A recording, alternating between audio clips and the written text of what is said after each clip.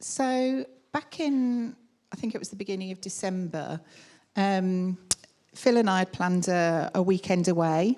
We were going to go up to the Peak District and just take some time in the lovely countryside.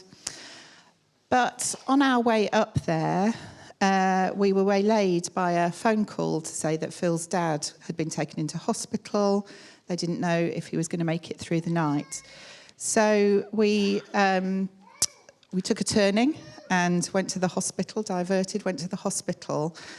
And it was a fairly awful weekend. We ended up sleeping in a car park. It was just, wasn't good. Phil's dad wasn't very well. And it was kind of reflective, actually, of how life had become over the past few months, where both of our parents are ageing and we're spending quite a lot of time travelling up and down the motorway to go and see them and help them, support them. And somehow in that, all of that stuff that Jamie has just described had become very true.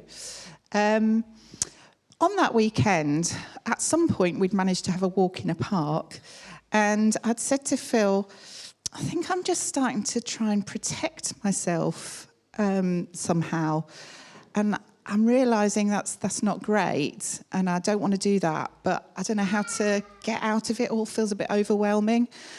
And he'd prayed. The next day, that must have been on Sunday, the next day I'd gone back to work and I'd been sitting with Avril talking about work stuff. I told her about this weekend that we'd just had and how awful it was.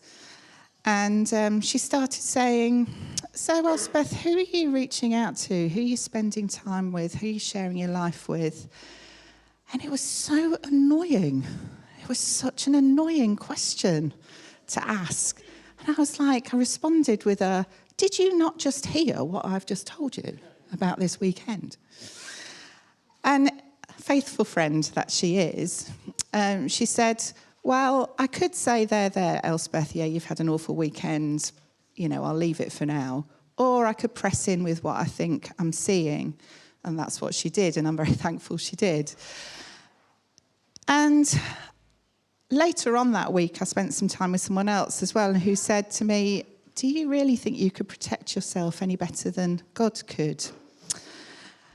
And I can't tell you the point at which something changed, but gradually over time, something started to change.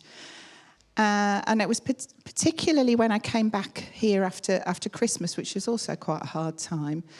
I just feel so different. It's like night and day. It's like God has restored to me the joy of my salvation. There's energy to do the things that he has set before me.